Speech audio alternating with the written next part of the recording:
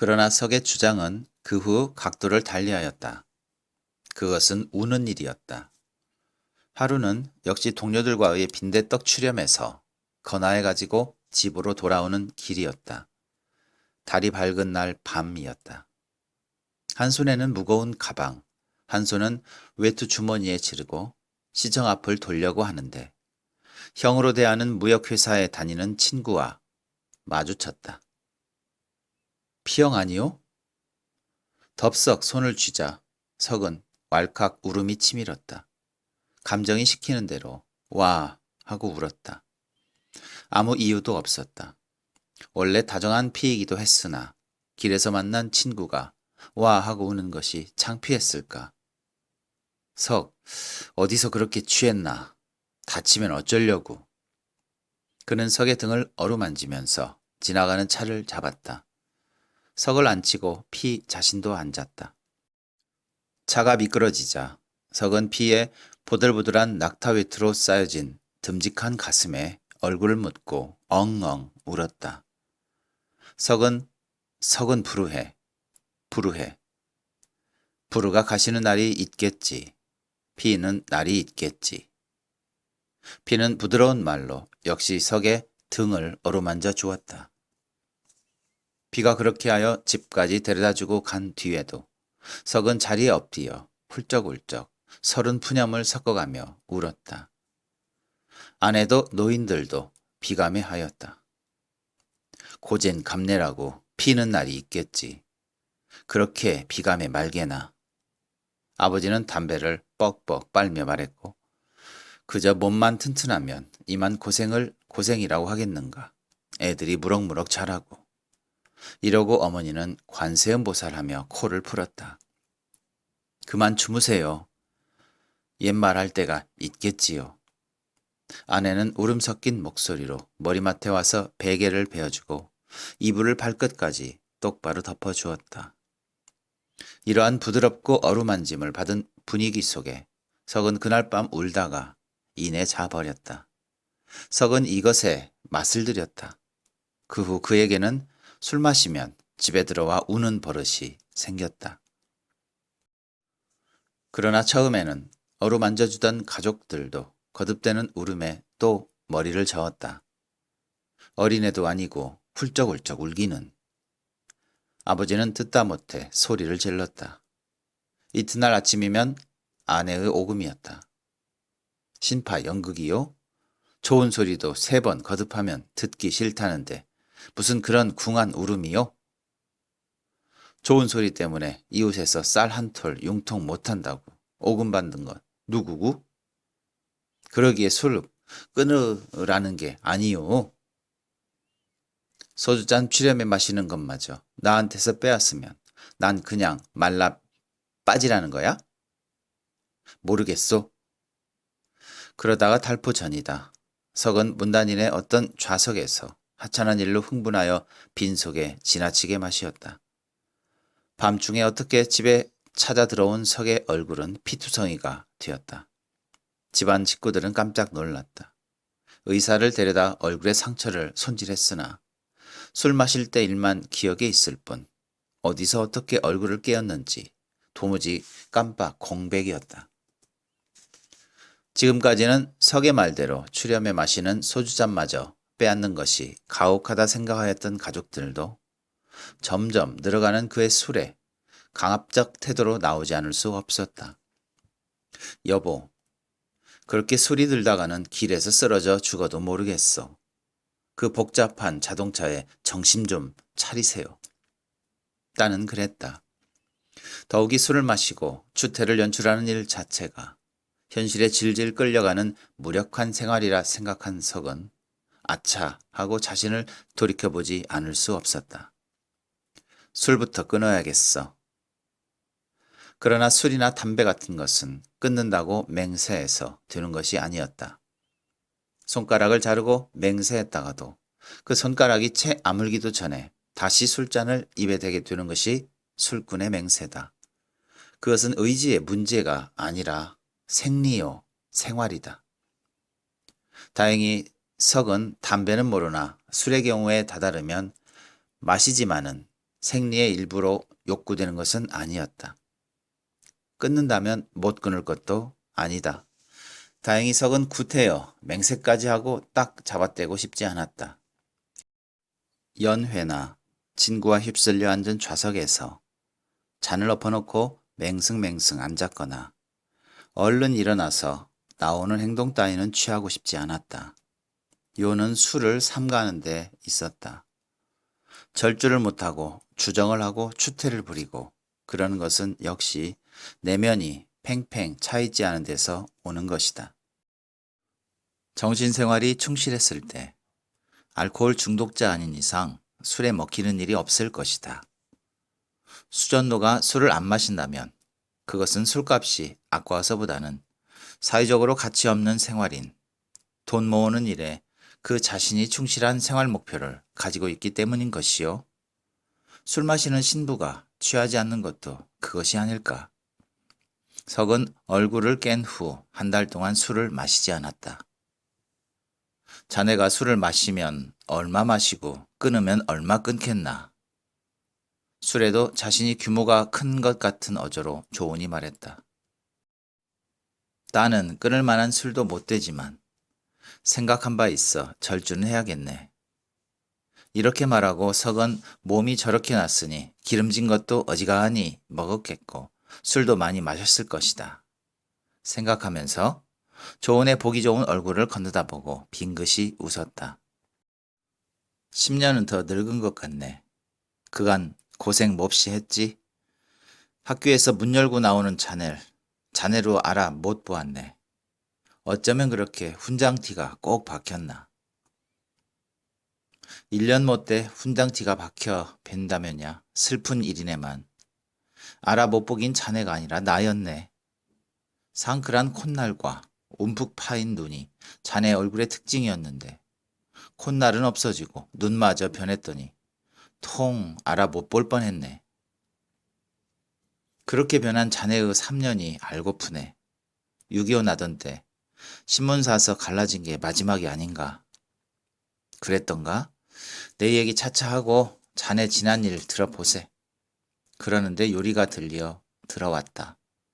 자, 들게. 흰 알잔에 따른 빼가리 쿡 코를 찌른다. 둘은 함께 들어 조금씩 마시었다. 조은의 젓가락은 해삼 요리에 먼저 갔다. 호르몬제라고 중국 요리를 먹을 때마다 죄 없는 화제거리가 되는 음식이다. 석은 문득 그것을 생각하고 빙그레 웃음을 띠는데 조은은 큰 놈 한 개를 집어 입에 넣고 씹으면서 3년 동안 나는 타락했네 하였다. 타락이라니? 난 자네의 세계가 넓어지고 커졌으리라 기대하고 있는 판인데. 조은은 얼굴에 또 복잡한 표정을 서리더니 잔에 술을 베서 먼저 들이마시고 빈잔을 석에게 건넸다. 잔은 왔다 갔다 하였다. 석은 얼굴이 화끈해지면서 건아해 간다. 한 달 만에 접구한 것이라 좋은 안주에 술맛을 한결 돋우었다. 말하기 꼭 좋았다. 나는 이를테면 넓은 데서 좁은 구멍으로 기어들어가 옴짝달싹 못하고 기진맥진하고 있는 터이지만은 자네야 넓은 세계에 훨훨 날아다니는 셈 아닌가. 작품 세계가 커지고 힘차리라고. 오늘 자네를 대할 때부터 그런 기대를 가지고 있었네. 작품? 그래. 잠깐 머리를 푹 숙이다가 조은은 갑자기 일어나더니 벗어 못에 걸어두었던 외투 안조무니에서 종이에 싼 것을 끄집어냈다. 이걸 보게. 내미는 종이꾸러미를 펴보고 석은 어리둥절하지 않을 수 없었다. 이건 뭔가? 거기에는 새 것인 검정 넥타이 위에 흰 봉투가 놓여 있는 것이 나타났다. 봉투에는 조은 선생님이라고 틀림없는 여자의 글씨가 단정하게 쓰여 있었다. 어안이 벙벙해 앉았던 석에게 조은은 편지를 집어 알맹이를 내어 주었다. 읽어보게. 읽어도 괜찮은가? 읽게. 펴보니 간단한 문면이었다. 선생님 호의는 뼈에 사무치 오나 제가 취할 길은 이미 작정되었습니다. 그 사이 저는 선생님 몰래 간호장교 시험에 지원했습니다. 시험은 월요일 대구에서 치르나 준비 때문에 지금 떠납니다. 그때 그 넥타이는 집과 함께 제가 되었습니다. 이것은 그 대신입니다. 선생님은 역시 검정 넥타이를 매셔야 격에 어울립니다. 안녕히 미올림. 미? 석은 그 미인가? 하고 가볍게 놀라면서 물었다. 그렇네. 미인은 조은을 따라다니던 석도 잘 아는 문학 소녀였다. 그러면 뜬 소문과 같이 조은은 미희와 도피 생활로 3년을 지낸 것인가? 그러자 차 안에서 도피 생활 운운의 소문을 떠돌았다고 말했을 때 침묵을 지키던 조은의 태도가 새삼스럽게 눈앞에 떠올랐다. 지금까지 관념 속에 그리고 있던 거룩한 조은이 한계 장사치요. 자동차 바퀴를 굴려먹고 사는 사람으로밖에 보이지 않을 것이 두려워졌다. 그러자 갑자기 석은 제 마을이 꽉 차짐을 느꼈다. 그리고 공격적인 어투로 말이 튀어나갔다. 정말 자네 미희하고 관계가 소문하고 같은가? 아닐세, 천만에. 그럼 이건 무언가? 조은은 말을 못하고 잠깐 눈을 감았다 다시 뜨더니 술을 쭉 들이킨 다음 결심한 듯이 입을 열었다. 미희는 자네도 알다시피 나를 따르던 문학 소녀였었네. 소설을 쓰겠다고 내게 자주 오던 그는 그때의 나와는 달리 화려하고 명랑하고 어느 편이냐 하면 부박한 편이었었네. 다방 같은데 자네 석건 함께 앉은 자리에도 나타난 일이 있었으나 나타나서는 부박한 의복을 입고 이 테이블 저 테이블 깡충깡충 뛰어다니며 이 시인 저 시인 저 작가를 대해 종알 그리는 양이 도무지 소설은커녕 일기 한 줄도 바로 써낼 것 같지 않았었네. 처음에는 네 집 딸인지 하는 망쳐먹는다쯤 생각하고 탐탁하게 응수해주지 않았으나 한 번은 100매 정도의 작품을 들고 왔는데 이건 놀랐네. 맨스필드풍의 맑고 섬세한 것이었는데 행복에 나오는 베르사유형 비슷한 성격의 여성을 제법 재치 있는 문장으로 다루었었네. 구성과 인생을 보는 눈이 어린 것은 두말할 것도 없었으나 지도만 잘하면 쓸모 있겠다 생각했네. 갑자기 관심이 가게 되어 그런 눈으로 보았음인지 그 후부터는 그의 까불랑거리는 행동 전체가 재기의 발산으로밖에 보이지 않았네. 대단한 다변, 재빠른 말투였으나 귀를 기울이고 들으면 입을 삐죽거리며 짓거리는 독설 같은 데서 새롭게 날카로운 센스를 붙잡을 수 있었네. 가령 다방에 모여드는 문인패들을 하나하나 평하는데도 머리를 끄덕일 점이 한두 가지가 아니었었네. 더욱 관심을 가지게 되어 알아보니 모 회사 중역의 딸이었었다네. 여의대에 다니다가 문학을 한다고 학교를 집어치웠다네. 하나밖에 없는 오빠는 은행원이었고 부유한 가정에서 귀엽게 자라났다는 것이 그의 명랑성과 관련하여 수긍되었네. 가정이 여유 있다 보니 신문이나 잡지사 기자로 취직해서 빤들빤들 다스려질 위험성도 없을 터이고 하여 만나는 대로 좋은 말을 들려주었더니 하루는 오빠를 끌고 왔네. 오빠는 누이와는 달리 침착한 청년이었는데 공손히 인사하고 미인은 문학에 취미도 있고 다소 재분도 있는 듯해 그 길로 내보낼까 하는데 잘 인도해 달라는 것일세. 하필 나 같은 것에게 하고 사양했으나 그 후부터 미인은 나를 모시다시피 따라다녀 나 있는 데는 그림자같이 함께 있었네. 그러던 어느 날 미인은 내가 메고 있는 검정 넥타이를 가리키며 말하였네. 선생님 넥타이는 항상 검정 거니 그건 무얼 의미하는 거예요?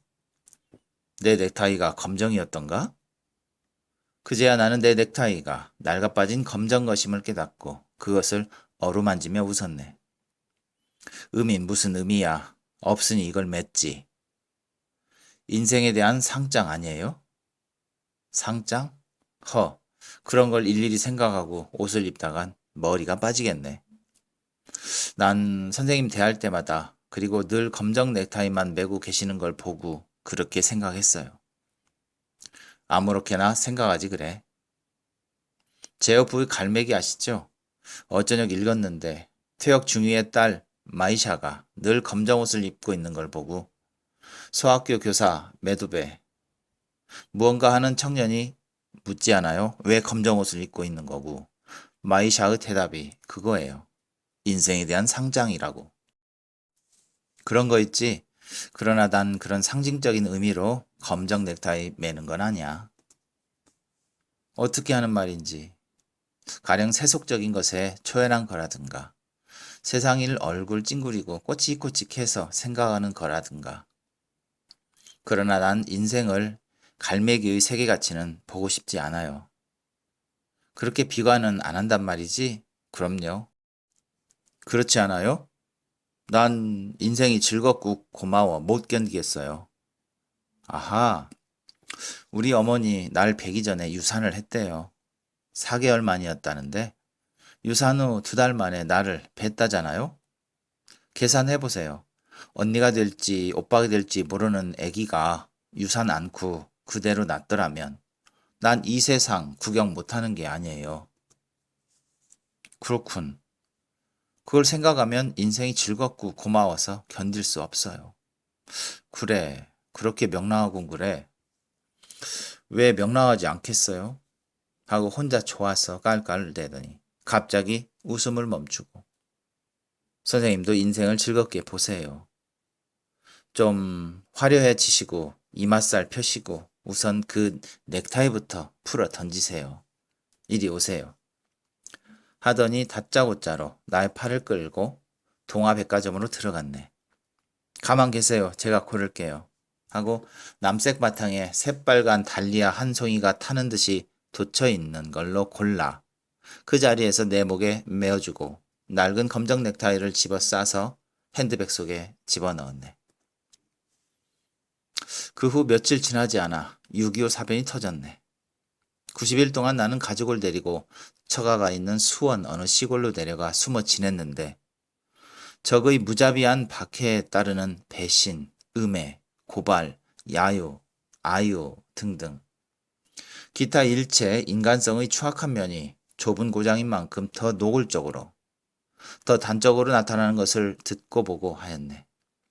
거기에 거듭되는 폭격 밑에 시골인지라 그 속에서 할아버지, 아들, 손자, 증손자, 고손자 몇 대가 나고 죽고 장가가고 시집가고 환갑 진갑을 차렸을 집들이 실로 삽시간에 나라가 폐허가 되고 파리의 것같이 사람의 목숨이 값이 없고 처삼촌 되는 사람네 마루 밑에 숨어 배겨 생명의 위협을 느끼면서 생각하는 기능조차 상실한 듯했네.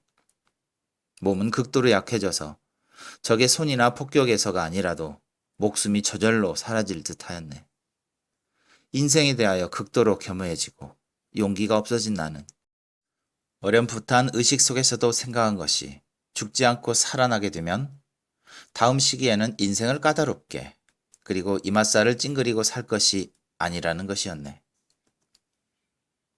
넥타이를 사주던 때에는 무심히 들어 넘겼던 미희의 말이 그의 모습과 함께 되살아나 입가에 웃음이 떠올라지되 미희는 어머니의 유산 덕분에 못 나올 세상에 태어난 것을 고맙고 즐겁다고 했으나 사람이 어머니 배에서 잉태되어 태어난다는 것은 수억만 개 아니 천문학적 숫자의 정자 중에서 특히 선택을 받은 은혜가 아닌가. 천문학적 숫자의 형제 자매가 향유 못하는 이 세상 구경을 하게 된 것이 사람일진데 그 인생을 이맛살을 찡그리고 까다롭게 노려보고 꿍꿍 앓으면서 지낼 것은 무엇인가. 무어 용한 생각했다고? 물론 허황된 생각이고 자네의 조서를 받을 줄 아네마는 그때 나는 이런 생각을 골머리 하고 있는 것만이 어김없는 고백일세. 수복 후 이렇게 생각해 얻은 결론을 실천에 옮긴다는 뜻에서인 것은 아니었으나 당면한 생활 문제 때문에 어떻게 처삼촌과 손을 잡고 일을 한 것이 자동차 운수업이었었네. 원래 처삼촌은 활동가이기도 했거니와 수복 직후였으니 짐은 얼마든지 있었네. 얼음얼음 하는 사이에 단 한 대의 트럭이 두 대로 불었고 두 대의 트럭 바퀴가 불이 나게 구르는 틈에 일사후퇴를 당하게 되었네. 또 한 몫을 보았을 것이 아닌가.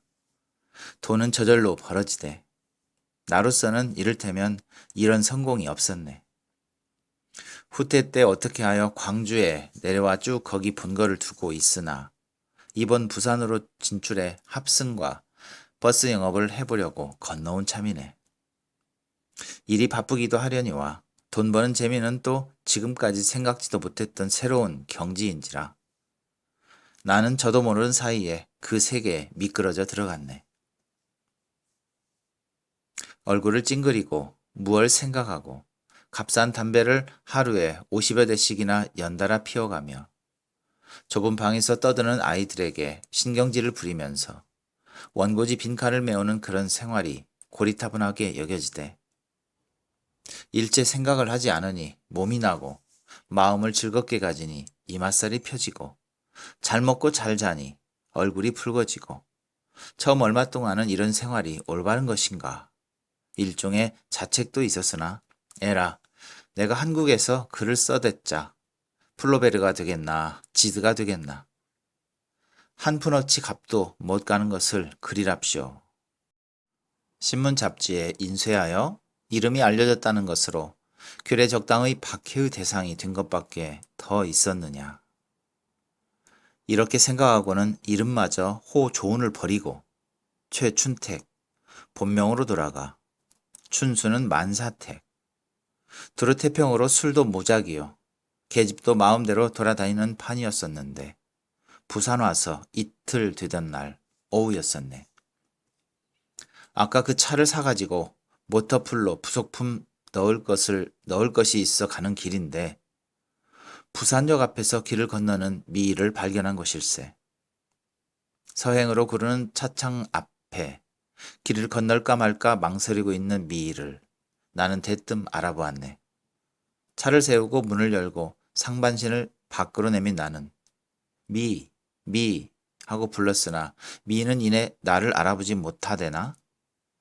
최춘택 아니 조은이야 하는 것을 듣고야 비로소 미희는 반색하되 어머 조은 선생님. 나는 차에서 내렸네. 운전수에게 차를 모터풀에 맡기라 이르고 미희와 함께 북은 다방일 갔었네. 어쩌면 그렇게도 변하셨어요? 미희가 날더러 말한 일 있잖아. 이맛살 펴고 세상 즐겁게 보라고. 미희 말대로 했더니 미희가 알아 못보게 변했는가 봐 하고 껄껄껄 웃었네. 호호호. 내 웃음에 따라 명랑하게 웃으며 들까불 줄 알았던 미희는 내 말에 그다지 큰 반응을 표시하지 않았네. 다방에서뿐 아니네. 처음 길에서 만났을 때부터 미희는 침착했고 어른스러웠네. 서울서와는 반대로 내가 차를 주문한다, 신문을 산다 하며 명랑하게 짓거리고 웃고 하였고 미희는 묻는 말에나 겨우 대답하는 정도로 처음 앉은 자리에 몸을 붙이고 앉아 있을 따름이었네. 나도 변했으나 미희도 변했는데 꼭 서울서와는 반대야. 내가 명랑해지고 미희가 침울해지고 어쩌면 그렇게 얌전해? 그제야 호호호 입을 손으로 가리고 웃고 나서 저도 지금 막 그렇게 생각하고 있었어요. 그리고 사변덕의 성격이 변해졌나 봅니다. 힘없이 말하였네. 참 사변통에 피해는 없었는지 양치는 안녕하시고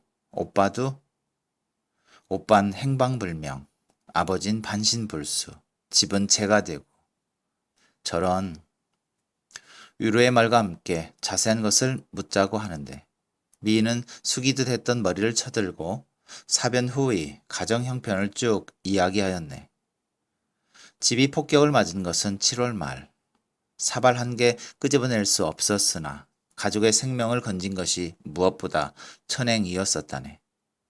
용산에서 안암동으로 옮겨 친척집 바깥방에서 어머니와 미희가 쌀 장사를 하여 겨우 풀족으로 연명해 나갔으나 그런 가운데서도 용하게 숨어 베겼던 오빠가 수복도 얼마 남지 않은 9월 20일경 친구 집의 정보를 알아보겠다고 나간 후 행방불명이 되었다네.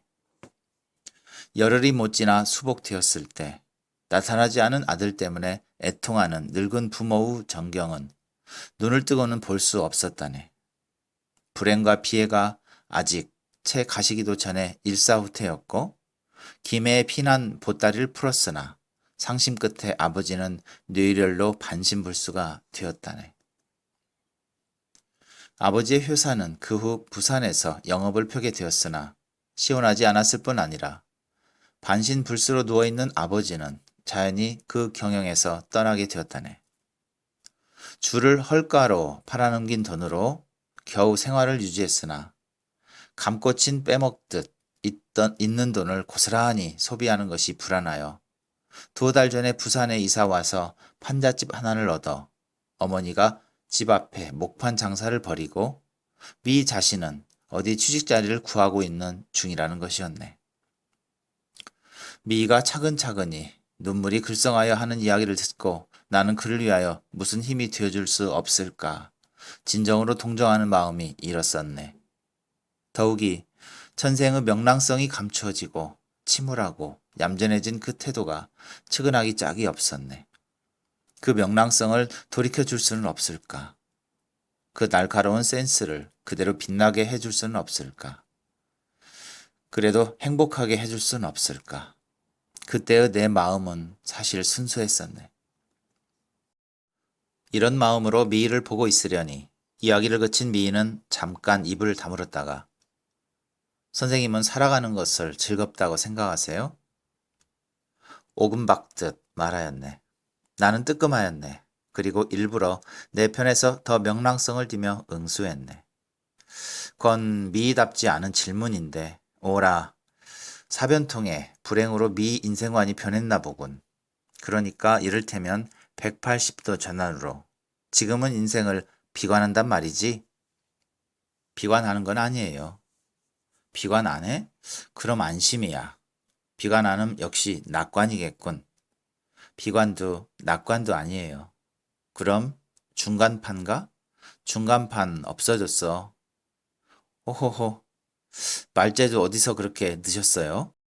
미희의 침울이 풀어지는 듯해 나는 될 수 있으면 그로 하여금 명랑하였던 서울 시절을 회상하도록 기억에 남아있는 서울서의 화제를 끄집어내었다. 이것도 저것도 아님 세상 나오질 않을 걸 그랬군. 오빠인지 언닌지 모르는 그 애기에게 양보할 걸 그랬어. 허허. 선생님 기억도 참 좋으시네. 그 말 잊지 않으셨군요. 그러나 그렇게 생각진 않아요. 역시 이 세상에 나온 걸 고맙게 여겨요. 기쁘게 여겨요. 그렇게 생각한다? 그럼 더욱 안심이군. 그러니까 결국 미 생각 변한 게 없구만.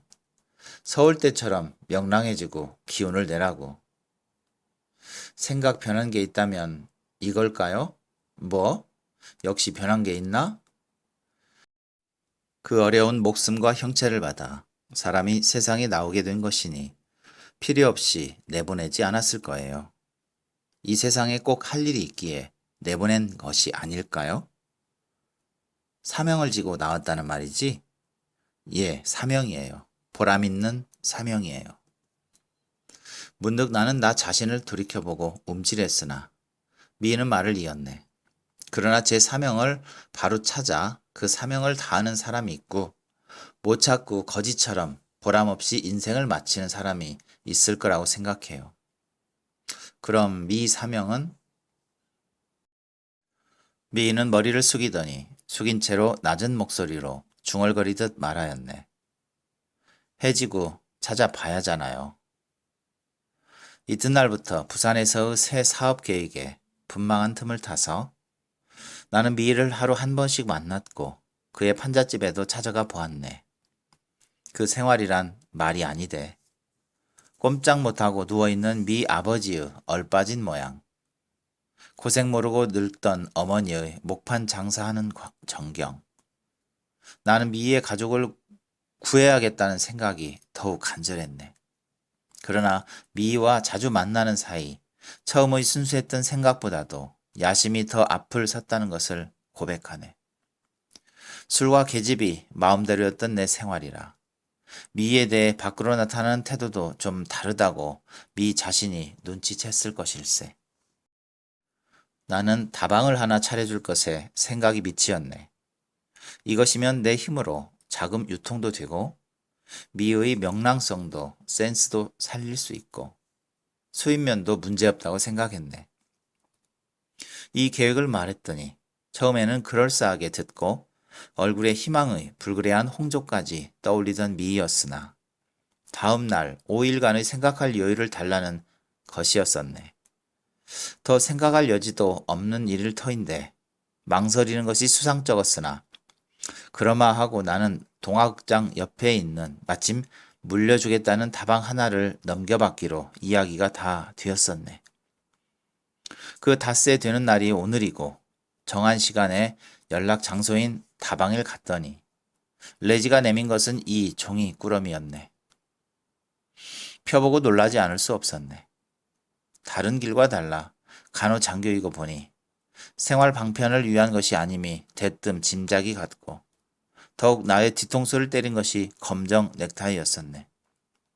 그러면 미희가 첫날 다방에서 사명 우는 했던 것은 그 길을 말함이었던가. 나는 부끄럽기 짝이 없었네. 검정 넥타이를 들고 나는 비로소 3년 동안 내가 정신적으로 타락의 길을 걷고 있었다는 것을 뼈아프게 느꼈었네. 미가 말하는 그 사명을 찾는 길, 사명을 다하는 일을 나는 사변이라는 외적인 격동 때문에 포기하고 만 것일세. 가장 잘 생각하던 척하던 나는 가장 바보같이 생각했고 부박하다고 세상을 모른다고 여기었던 미희는 사변에서 키워졌고 굳세어졌고 올바른 사람이 된 것일세. 이렇게 생각하자 나는 처냐마냐한 낭떠러지를 굴러떨어지는 듯했네. 그러면서 걷어잡으려고 한 것이 친구의 구원이었네. 자네를 찾은 것은 이 때문일세. 조은의 긴 이야기를 듣고 난 석은 여기 올 때까지 그렇게 호기심을 끌었고 기대의 대상이 되었던 그에게는 이젠 아무런 흥미도 가지 않았다. 더욱이 그의 고민 같은 것은 문제도 아니었다. 석의 뇌와 마음은 강렬한 미의 인상으로 꽉 차 있었다. 그리고 미희가 조은의 마음에 던져준 충격 이상의 충격을 석도 받지 않을 수 없었다. 안주가 좋아서만이 아니었다. 그 강렬한 빼갈도 석을 취하게 하지 못했다. 역시 마음이 미희로 말미암아 팽팽 차 있었기 때문이었다. 조은의 차로 집에 돌아왔어도 석은 큰 소리를 땅땅 치거나 울거나 하지 않았다. 얌전하게 자리에 들어가 가족들을 들볶지 않았다. 그의 엄숙한 태도에 가족들은 또 술을 먹었다고 잔소리를 할 수 없었다. 자리에 드러누워 그는 생각하였다. 조은의 말대로 조은은 사변의 압력으로 그의 사명을 포기했고 사변을 통하여 미희는 용감하게 시대적 요구에 응할 수 있는 사람으로 변하였다. 그러면 나는? 눈을 감았다가 뜨며 석은 중얼거렸다. 사명을 포기치도 그것에 충실치도 못하고 말라가는 나는 나도 사변이 빚어낸 한 타입이라고 할까?